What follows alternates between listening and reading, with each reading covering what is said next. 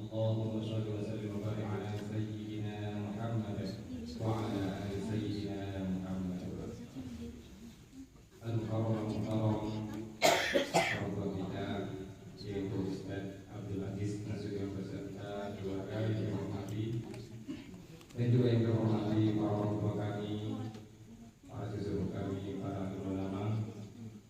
Begitu juga yang terhormati para saudara-saudara kita, saudara-saudari jemaah dan lain-lain ikram. Dan yang kami muliakan al-muhtaram yaitu al-Ustaz guru kita yaitu Ustaz Irfan Sakti Nasution. Alhamdulillah hadir di bersama kita. Puji syukur alhamdulillah rabbil alamin atas segala nikmat Allah. Pada hari ini, pada malam hari yang berbahagia kita dapat berkumpul kembali dalam acara thalabul ilmi ataupun bersilaturahmi pada malam yang berbahagia ini. Berucapkan syukur alhamdulillahirabbil alamin atas segala nikmat Allah, nikmat iman Islam, sehat walafiat sehingga kita dapat berkumpul di tempat yang mulia ini. Yang kedua, salawat dan salam semua tetap tercurah di baginda besar Muhammad sallallahu alaihi wasallam. Yang melepaskan Allahumma salli wa sallim wa barik ala sayyidina Muhammad wa ala ali sayyidina Muhammad. Yang senantiasa kita harapkan syafaat beliau mana yang qamal wa man illa man Allah bi qalbin salim. Para jamaah yang dimuliakan Allah Subhanahu wa taala, sebelum kita mulai acara kita ini, marilah sama-sama kita dengarkan bacaan ayat suci Al-Qur'an.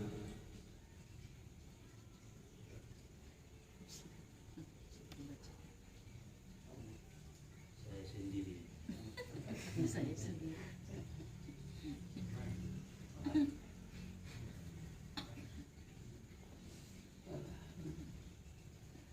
Abang itu Ada.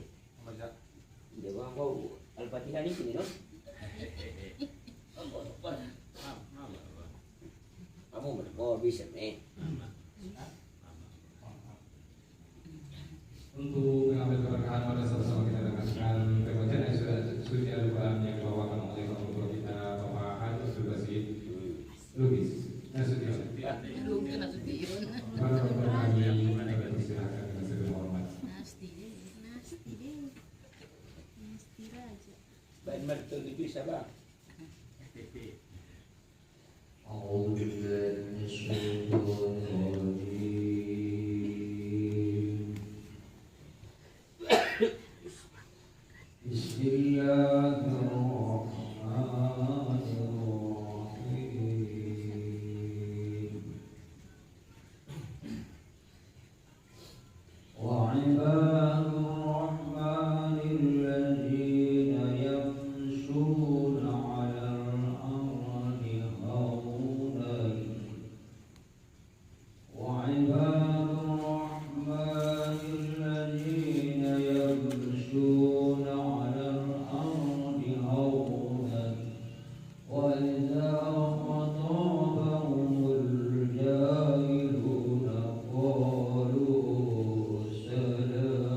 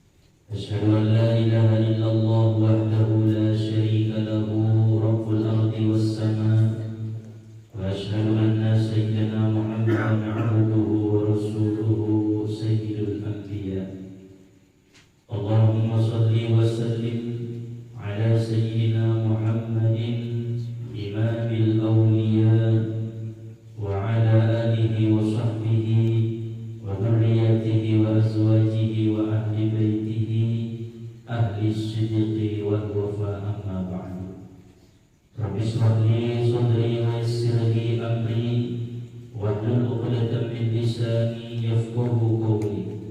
Rabbi yassir wa la tu'assir, Rabbi tammin lana bil khair. Subhanaka la ilma lana illa ma 'allamtana innaka antal 'alimul hakim. Hasbunallahu wa ni'mal wakeel, la haula wa la quwwata illa billahil 'aliyyil 'azim. Alhamdulillah, puji serta syukur kita panjatkan kehadirat Allah Subhanahu wa Ta'ala yang menganugerahkan segala nikmat-nikmatnya kepada kita. Sebagaimana firman-Nya, wa in ta'uddu ni'matallahi la tuhsuha. Jika kamu menghitung nikmat-nikmat Allah, niscaya engkau tidak akan sanggup menghitungnya. Salawat serta salam kita hadiahkan kepada Nabi kita junjungan alam, yaitu Nabi besar Muhammad sallallahu alaihi wasallam, karena syafaat beliaulah yang kita harap-harapkan pada hari yauma la yanfa'u malun wala banun illa man atallaha biqalbin salim.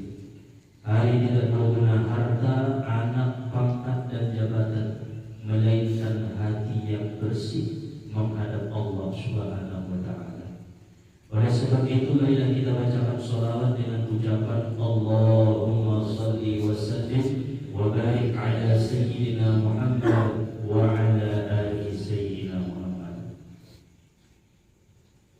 Al-Mukarram, sama-sama kita muliakan akhirul kiram Al-Ustaz Abdul Aziz beserta dengan keluarga, dan juga Al-Mukarram yang sama-sama kita muliakan, kita hormati Bapak Abdul Basit Nasution beserta dengan keluarga, dan juga bil khusus orang tua kita, para sesepuh atau bangun hadir di tempat majelis Dalailul Hikam yang insyaallah penuh dengan keberkahan.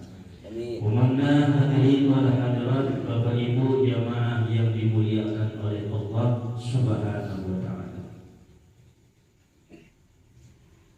Rasulullah sallallahu alaihi wasallam pernah menyampaikan kepada sahabat-sahabatnya, ala adullukum ala suratin sayyi'aha sab'una alfa malakin hina muzilat.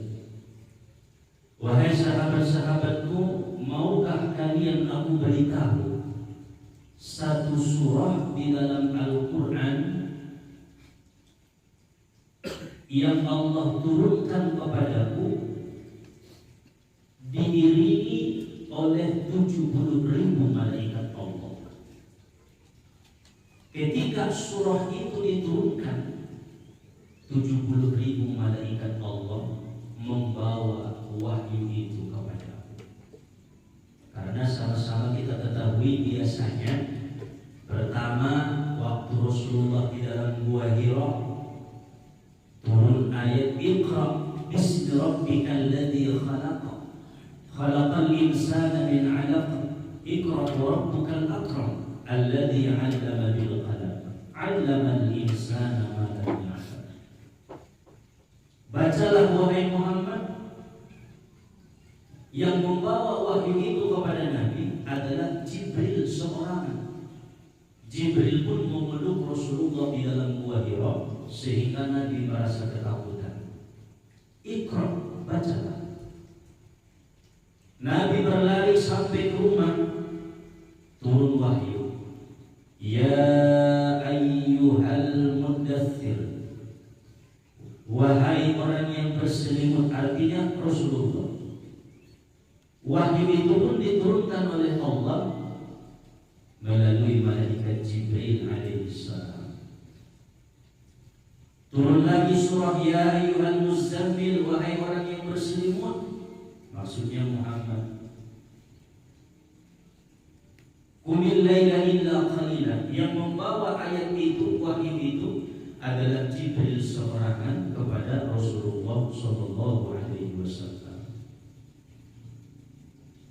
Ar-Rahman 'allamal Qur'an khalaqal insan 'allamahul bayan, yang membawa surah itu kepada Nabi adalah malaikat Jibril alaihi Inna fatahna laka fatham mubina, sesungguhnya kami memberikan engkau kemenangan yang nyata wahai Muhammad.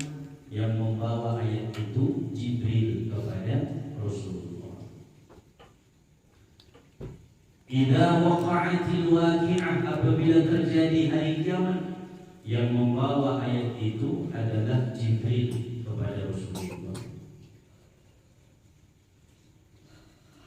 Tetapi Rasulullah mengatakan satu surah yang Allah turunkan ketika Allah menurunkan wahyu itu kepadaku, aku melihat Jibril membawanya, lalu kemudian di belakang Jibril ada 70.000 malaikat Allah mengiringi wahyu yang diturunkan oleh Allah Subhanahu wa taala. Berarti istimewa dibanding dengan surah-surah yang lain. Ada keistimewaan tersendiri yang Allah Subhanahu wa taala khususkan dengan wahyu itu. Maka sahabat-sahabat mereka berkata, "Bala ya Rasulullah, apakah surah itu wahai Rasulullah?" Qala Nabi berkata, "Hiya suratul Kahfi." Itulah surah Al-Kahfi. Arab Daud Arab sering dibaca, Arab sering dibinege, Arab kunjungi tadian. Jadi suratul Kahfi adalah satu-satunya surah yang Allah turunkan melalui Jibril dan diiringi oleh 70.000 malaikat Allah Subhanahu wa taala. Lalu Nabi melanjutkan sabdanya, barang siapa yang membaca suratul Kahfi ini pada hari Jumat di siang hari, maka Allah akan mengampuni dosanya sampai Jumat yang akan datang. Masya Allah. Dibaca musim Jumat naik, Allah ampuni dosanya sampai Jumat yang akan datang. Baca musim Jumat naik, Allah ampuni dosanya sampai Jumat yang akan datang. Berarti seminggu ampun dosa kita di hadapan Allah Subhanahu wa taala. Keistimewaan daripada suratul Kahfi.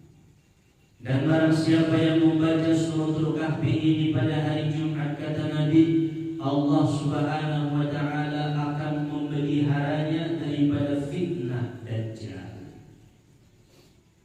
Fitnah Dajjal kecintaan terhadap dunia masuk main bagian daripada fitnah Dajjal. Apalagi akhir zaman banyak fitnah Dajjal. Dajjal naik lebih muncul, fitnah naik sudah muncul. Maka kita memohon kepada Allah dengan keberkahan suratul Kahfi yang kita baca setiap hari Jumat, Allah hindarkan daripada fitnah Dajjal. Nabi menyuruh hanya sekali seminggu membaca suratul Kahfi, istimewa hari Jumat. Karena surah ini diturunkan oleh Allah diiringi dengan 70.000 malaikat Allah.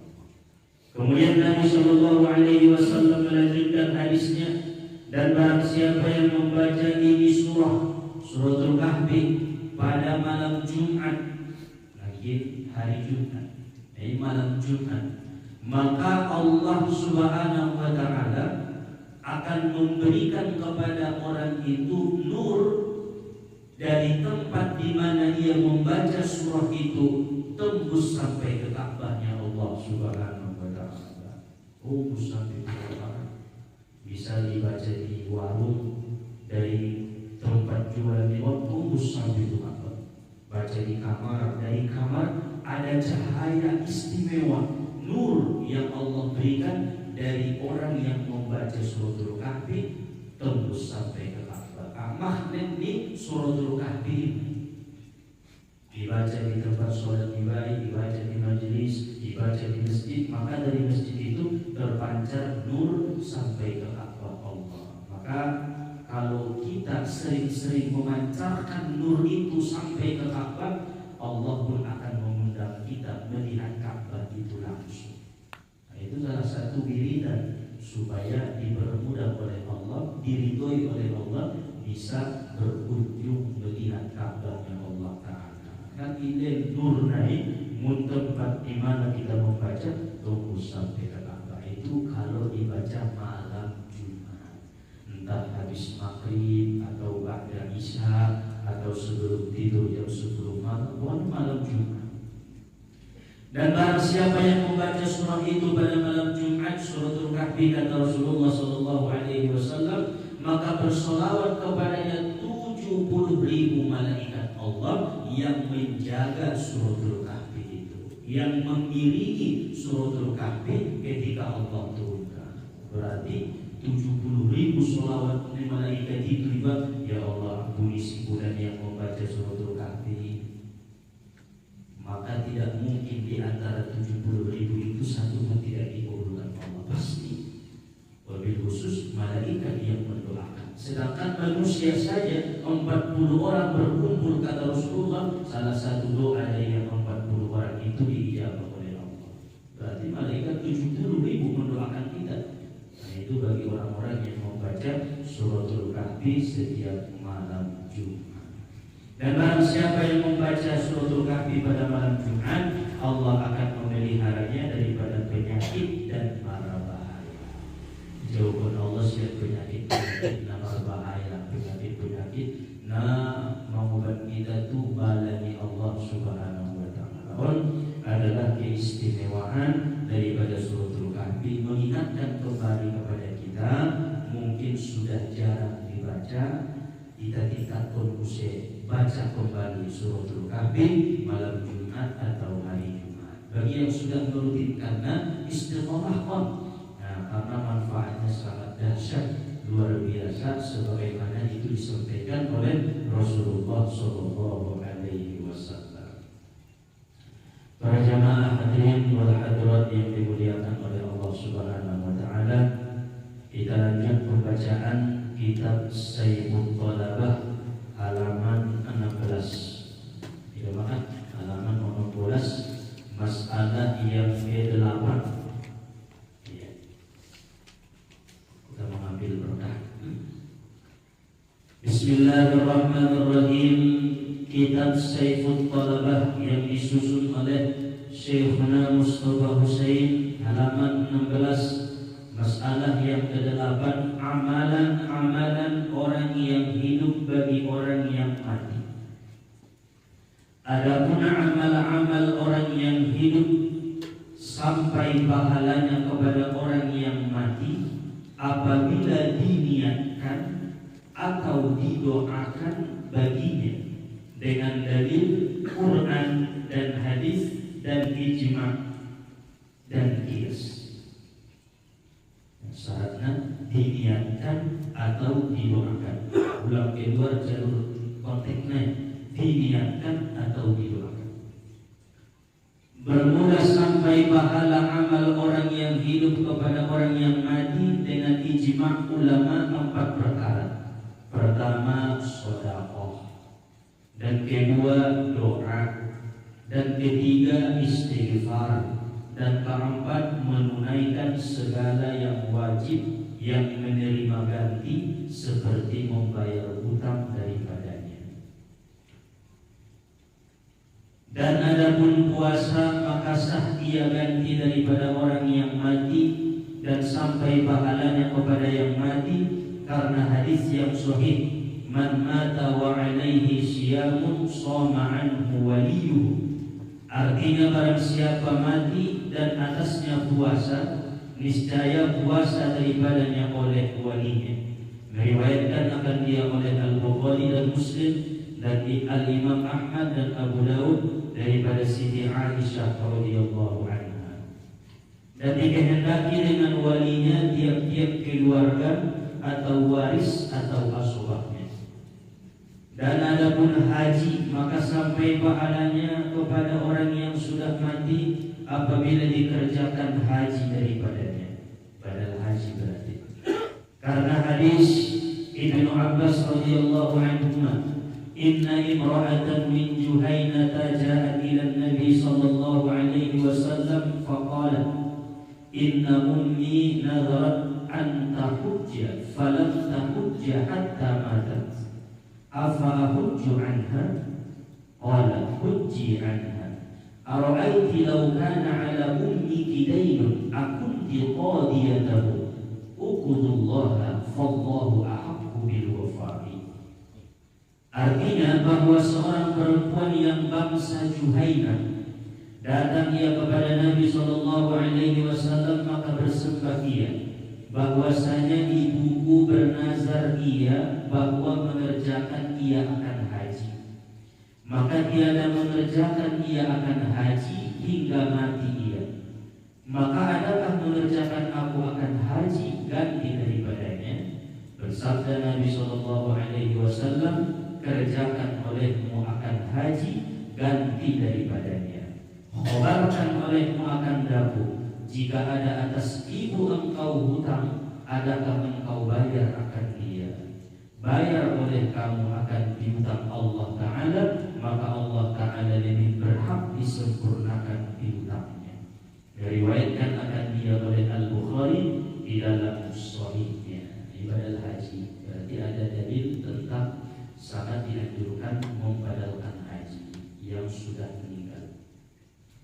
Dan dalam hadis ini ada padanya suruhan Nabi SAW akan kias, yaitu mengkiaskan utang bagi Allah seperti haji dan puasa dengan utang bagi manusia sebagai kias aulawi. Artinya kias aulawi ini utang kepada manusia saja wajib dibayar, apalagi utang kepada Allah. Itu maksudnya. Dan adapun doa, maka sampai pahalanya kepada orang yang sudah mati dengan ijma' dan dalil firman Allah Ta'ala, walladzina ja'u min ba'dihim yaquluna rabbana ighfir lana wa li ikhwanina alladzina sabaquna bil iman. Artinya, dan mereka yang datang kemudian daripada mereka itu sahabat, hingga hari kiamat bersembah mereka itu, hai Tuhan yang menjadikan akan kami, ampuni olehmu bagi kami akan segala dosa kami dan bagi sekalian saudara-saudara kami pada agama Islam yang telah mendahului mereka itu akan kami dengan membenarkan Nabi Muhammad SAW. Maka dimuji Allah Ta'ala akan mereka itu dengan sebab menuntut ampun mereka itu bagi sekalian mukminin yang dahulu daripada mereka itu. Maka menunjukkan ia atas mengambil manfaat mereka itu dengan istighfar dan doa orang yang hidup. Karena istighfar itu masuk di dalam doa. Dan menunjuk atas mengambil manfaat orang yang mati dengan doa orang yang hidup oleh ijma' sekalian umat atas doa di dalam sembahyang mayit. Kemudian, dan adapun sedekah, maka sampai pahalanya kepada orang yang mati dengan dalil ijma' dan dengan dalil hadis Siti Aisyah yang diriwayatkan akan dia oleh Al-Bukhari dan Muslim. Anna rajulan atan Nabiy sallallahu alaihi wasallam faqala ya Rasulullah inna ummi iftulitat nafsuha wa lam tusi wa adunnuha law takallamat tasaddaqat afalaha ajrun in tasaddaqtu anha qala na'am. Artinya bahwasanya seorang laki-laki datang ia akan Nabi, maka bersembah ia, hai Rasulullah, bahwasanya ibuku mati ia dengan terkejut dan tiada ia berwasiat. Artinya mati mendadak, tidak sempat berwasiat. Dan aku menyangka jika berkata ia, niscaya bersedekah ia, maka adakan baginya pahala jika bersedekah aku daripadanya. Bersabda Nabi SAW, bahkan artinya iya, na'am. Dan banyak lagi dalil yang menunjukkan sampai pahala amalan-amalan yang hidup kepada orang yang mati yang tiada disebutkan dalam risalah yang kecil ini. Wallahu a'lam. Jadi kesimpulan di bab ini ada juga sebagian pendapat ulama, sebagian paham mereka tidak meyakini amal-amalan orang yang hidup itu sampai kepada orang yang mati. Kita tidak boleh membantahnya karena yang tahu jelasnya Allah Ta'ala. Namun sesuai dengan ajaran guru-guru kita sampai kepada Nabi dengan dalil-dalil yang sahih bahwa amalan orang yang hidup itu sampai kepada orang yang mati dengan syarat diniatkan dan didoakan. Diniatkan itu ila hadratin nabiyil mustafa. Didoakan itu Allahumma firlahu warhamhu. Itu sampai. Tapi jika tidak diniatkan dan tidak didoakan maka tidak sampai. Nah, itu cina. Apa yang sampai? Pertama sedekah. Aku bersedekah minuman, aku bersedekah makanan, aku niatkan pahalanya kepada almarhum ayahku, almarhum ibuku, sampai. Aku niatkan sedekah baju, pakaian, sedekah makanan, sedekah uang dan yang lain, pahalanya kepada almarhum, sampai. Yang kedua, yang sampai itu doa. Allahumma fir lahu rabbi ghfirli wa liwalidayya warhamhuma kama rabbayani shaghira. Rabbana ighfir lana wa li ikhwanina alladziina sabaquna bil iman, sampai. Doa itu sampai kepada mereka. Karena doa orang yang hidup sampai kepada yang mati. Doa yang hidup kepada yang hidup sampai. Tidak saling doa sampai. Doa yang mati kepada yang hidup sampai. Karena hakikatnya mereka tidak mati. Kita datang ziarah kubur kepada orang tua kita, lalu kita berdoa, mendoakan mereka. Mereka juga mendoakan kita sampai. Yang tidak sampai doa orang yang mati kepada yang mati. Nah, mereka sama-sama di alam kubur meminta doa, meminta bantuan satu dengan yang lain, maka tidak sampai. Nah, kadang-kadang kan satu kubur ini kiriman banyak dari anak-anaknya, yang sebelahnya kirimannya tidak ada. Dia memohon bagi dong kirimannya, maka dia tidak disampaikan oleh Allah karena mereka sudah alamnya alam barzakh. Kemudian yang ketiga istighfar. Istighfar itu sampai astaghfirullahaladzim li wa liwalidayya wa lil mu'minina wal mu'minat wal muslimina wal muslimat. Aku minta ampun atas dosa-dosaku dan dosa kedua orang tuaku, muslim muslimat, mukmin mukminat, al ahya minhum wal amwat, yang hidup yang mati. Nah, itu sampai istighfar yang kita baca sampai.